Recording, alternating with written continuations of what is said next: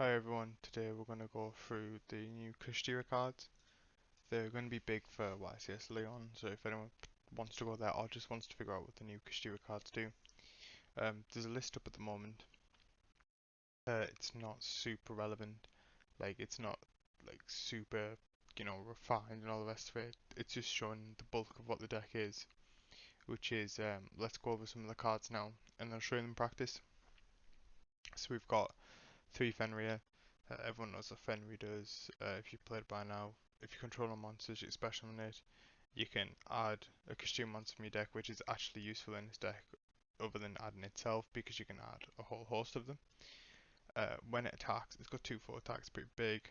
It's got 2/4 defense. When it declares an attack, you can banish one face-up card face down, so it's pretty good. Kashtira Ogre. If you control all monsters, you can special this card from your hand, and then you can add one Kashtira Trap. Kashtira Rise Heart. If you control a Kashtira monster, you can special it from your hand, but then you're locked in the special summon only XYZs from the extra deck. During your main phase, if it was normal special, you can banish one Kashtira card from your deck, except the Rise Heart, and then banish 3 cards of your opponent's deck face down, and if you do, this card becomes level 7. Then we got Unicorn. This was out in Darkmoon Blast, so this isn't new. If you control a monster you can special summon it, you can use its effect to add one Kashtira spell from your deck to your hand. When it declares an attack or your opponent's monster activates an effect, which is like the common theme. This whole deck, it's sort of like Fenrir is the same. If your opponent activates an effect, then you can uh, get its banish effect as well. Uh, but yeah, this just searches one. But this guy's banish effect is to banish one monster from the extra deck face down, so it's like pretty cracked because you can hit the Kid Kalos in tier, so it sort of forces tier to play 2 Kid Kalos and probably 2 Rhino Heart as well, because you don't want to be down on Rhino Heart either. Um, so then next we have Psybeast, normal summon. You can remove and play one Psychic monster from your deck. It becomes level 7, so it's basically a normal summon level 7, which is pretty useful for getting out more rank 7s. And then obviously we'll get to a little bit of a further use for that later on. Scareclaw Kashtira. This and the tier elements Kashtira are very similar. So during your main phase, create effect and special card from your hand, and if you do banish one Kashtira or Scareclaw from your hand or graveyard, you can only use effect once per turn. This card, so you put it in defense, it's got 0 attack, 2/6 defense. It can attack while it's in phase of defense position, and if it does, apply its defense damage calculation. So it's basically like consistent defense, and it can attack from defense position. And then Kashtira summons itself in the same way, but instead of a Kashtira or a Scareclaw, it can banish a Kashtira or a tier element. If it's normal summon special summon, you can send the top 3 cards from your player's deck to the graveyard, and if it's sent to the grave by a card effect, you can send top 2 from your deck to the grave, so it will see some play into your elements. D-Fisher, unfortunately, it's R3 for some reason. I suppose we should. But yeah, Shifter as well. Obviously, this deck can play Shifter. Actually, Shifter is really beneficial for this deck. Shifter actually really helps this deck because it sets up the spell, which I'll get to in just a little bit. Bestials. Assuming T is probably still a good deck, so still playing the Bestials. So let's go Kashtira Birth. I don't know if you realise as well, but all these Kashtira monsters, all these Kashtira cards just seem to have like a million effects. But anyway, Kashtira Birth, you can normal summon one level 7 monster with attribute injured in the main phase. You can special summon one of your non-XYZ Kashtira monsters that's banished from your graveyard. So you activate it, it gives you a normal summon of a level 7, just as the normal summon. And then you can just revive one of your banished or graveyard Kashtira monsters just as a free extender. And if your opponent activates a spell card or monster effect and you control a Kashtira monster, you can target 3 cards in your opponent's graveyard, banish them face down. Again, 3 absolutely insane effects. Then this new one, Papayas. Target one Kashtira monster on the field that you control. A special one Kashtira monster from your deck with a different attribute in defense position. Also, you can have special monsters from the extra deck other than XYZ, so these two both lock you into XYZs. If this card is banished, you can target one of your banished Kashtira cards except this one. and add it to your hand. So if you under shifter and if you like shifted yourself and then something gets banished, and then this card gets banished, you just get a free add back for like ridiculous reasons. Then we've got uh, reinforcements because you want to search this, terraforming because you want to um, search the field spell, which I've just realised I haven't put in. So give me a second. And we're back. So that is why I said at the start of the video that the deck list per se wasn't exactly most important. I was here to prove concepts and read cards, and that's just being shown because he didn't have any field spell. But by the magic of editing, we now do have the field spell. So the field spell, Prime Planet, I don't know, we'll try and pronounce that, but basically the same as Pelourinho in a lot of ways. Activate, you can like Kashtira monster, Pelourinho is obviously tier. Monster you control gain 100 attack and defense for each different attribute on the field, and then when Kashtira Shangri-La uses the effect, you can target one card in the field, destroy it, and you can only use this effect once per turn. So now we'll move on to the extra deck. Arise Heart is uh, once per turn, if Kashtira Shangri-La activates effect, you can XYZ effect is activate this turn. You can also XYZ summon this card by using a Kashtira monster, and then so that's how you summon it. Any card sent to the graveyard is banished, and then once per chain, each time a card is banished, you can attach one banished card to this card's material, and then once per turn, quick effect, you can detach 3 materials from this card, target one face down, attack one card on the field, banish your face down. So again, like this is just ridiculous. Why these cards are all having 3 insane effects? It's a joke. Then this one's really easy to summon as well. I'll show you how to summon that later on. Then Kashtira Shangri-La. This one just 2 level 7s. Each time a card your opponent owns and possesses banished face down, you can choose one unused main monster zone or spell and trap card zone. It cannot be used by this card face on the field. If this card on the field will be destroyed by battle or by card effect, you can attach one material from this card instead. So this has some destruction protection, which is the only one that does. Obviously outside of Draco Sack. If you've been playing the game as long as I've been playing it, you'll know what Draco Sack does. 2 level 7s, attach one material from this card, special 2 tokens. While you control tokens can be shot by battle by card effects. Once per turn, you tribute one of the tokens, target one card and fail to strike a target, but it can't attack the turn. Big Eye 2 level 7s, detach one material, take one monster your opponent controls. Diabolus, touch one material's card, lucky points, extra and banish one monster from it face down, so it's pretty good. And at the end of the battle phase, if this card is destroyed a monster by battle, you can target one card in your opponent's graveyard, banish it face down. If a card your opponent controls and possesses banish face down and control this card, you can banish cards in the top of the deck equal to their face down banished cards. So pretty good. Just to like get the extra cards, if you use Unicorn as effect and then you use this effect, you could rip 2 Kit Kalos if they run 2 Kit Kalos. That'd be ridiculous. Then we got a couple of Charmers and then a couple of Nightmares. Again, this isn't really that important. So sort of show some test hands just to give you a feel of what's going on. So here we can go D-Fisher, we can special the Unicorn, use the Unicorn's effect to add us the spell. This is the go-to spell, this is the one you always want.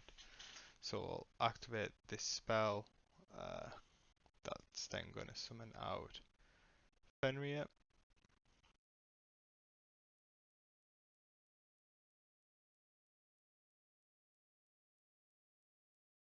Fenrir's effect is then going to search out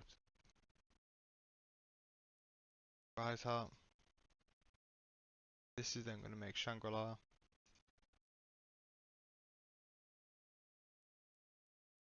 The Rise Heart's then going to summon.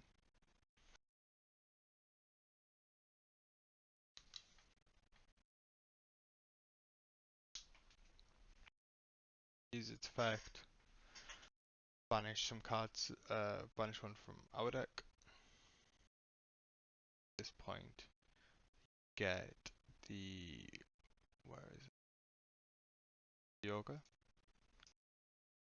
Then you can overlay on the Rise Heart onto this since you've used Shangri-La's effect activates after the Rise Heart.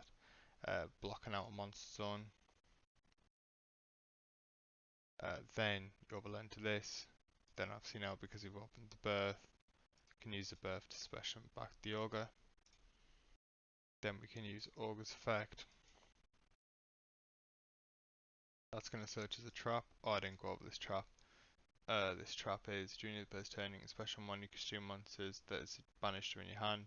If your opponent activates a trap card or effect while you control a consume monster, if this card is already face up on the field, spell and trap cards on, you can look at your opponent's hand, and if you do, banish one card from your face down, so it's pretty crap, but that's probably not going to happen because players traps anymore.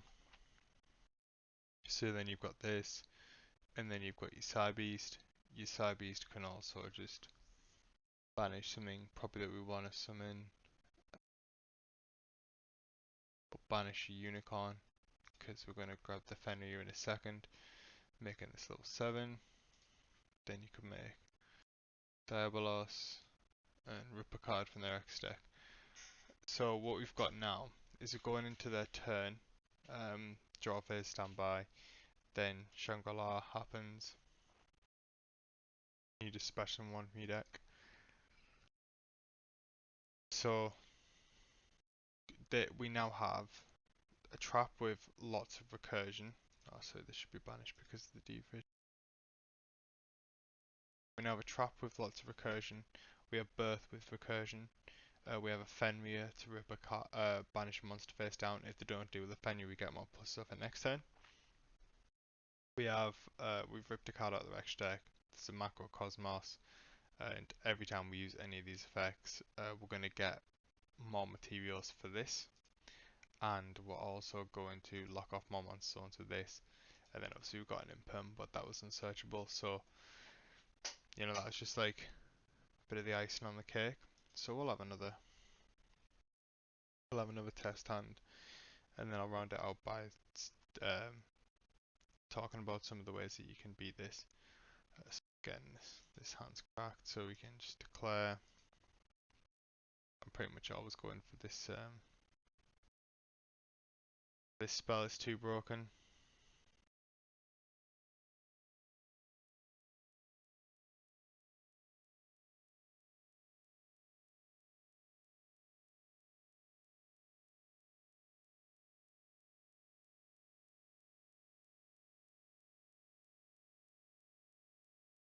At the end's lagging. So yeah, we're just so we're using the spell to summon up the ogre, and then we're using the ogre's effect to search a trap, but we already have the trap. So pretend that we don't because our hands are insane. Then we'll go for the Shangri-La.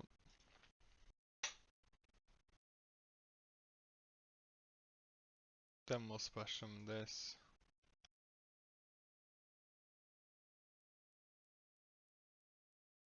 Use the effect of this. Detach use its effect. That's ridiculous. Of course you don't. So we'll banish the birth. Summon it makes this level 7. Overlay Rise Heart. Activate planet. Planet effect. Search this. Banish this by banishing this. When this is banished, we get to add back the birth. Activate the birth. Normal Fenrir. Fenrir effect, might as well. Add unicorn, follow up, set this, pass back to them, standby phase, we get a unicorn. Like the deck, well, obviously you've got the opportunity, you can either, options are you can make Diabolos here, and then get a Fenrir, or if you didn't want the Fenrir, you could, well, if you didn't want to do this, you could keep the Fenrir on the field and get a unicorn instead. So it just goes to show how like ridiculously this deck is really consistent. It's really powerful. But obviously, what things that kill this deck?